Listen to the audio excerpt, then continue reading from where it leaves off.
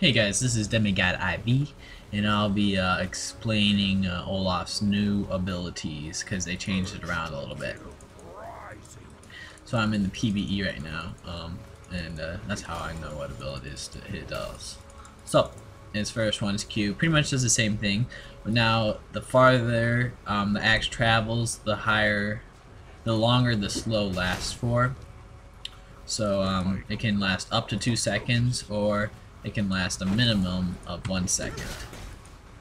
So that just means you can chase people that are farther away will be slowed for longer, people closer up slowed for less.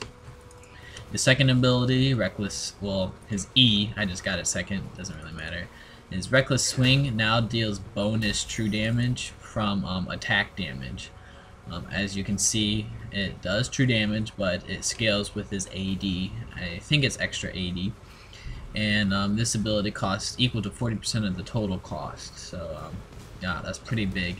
So the more AD you get, the more hurt you get, because in retrospect to the fact you're not going to get as much HP, but you will deal more damage. And for auto attacks, reduce this cooldown. So 12 seconds, and then see it goes down as I auto attack. So that's pretty nice. Vicious swings or strikes, as you can see, it gives him 8 bonus lifesteal, and his attack speed from his passive is increased by 20%, and he also receives an extra percent of healing from any source depending on how low he is. So that's another, the lower you are, the more healing you get, the lower you are, the more attack speed. So it kind of goes along with his passive now.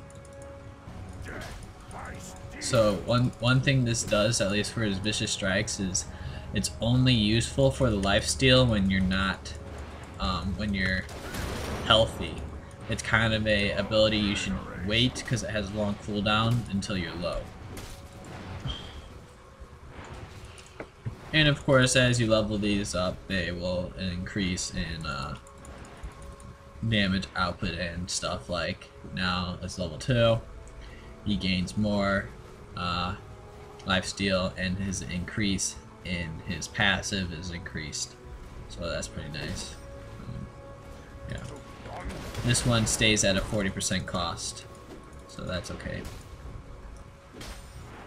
This passive's the same, I forgot to mention that, so that's pretty nice. He also has different splash art, which is kind of weird. His ultimate now has a passive and an activate, kind of like the old one. The passive, he gains armor and magic resist, and the activate is he removes all disables from himself and becomes immune to them for the next 6 seconds. So he's immune to everything. And during this time, Olaf loses the passive portion of Ragnarok and gains 40 AD.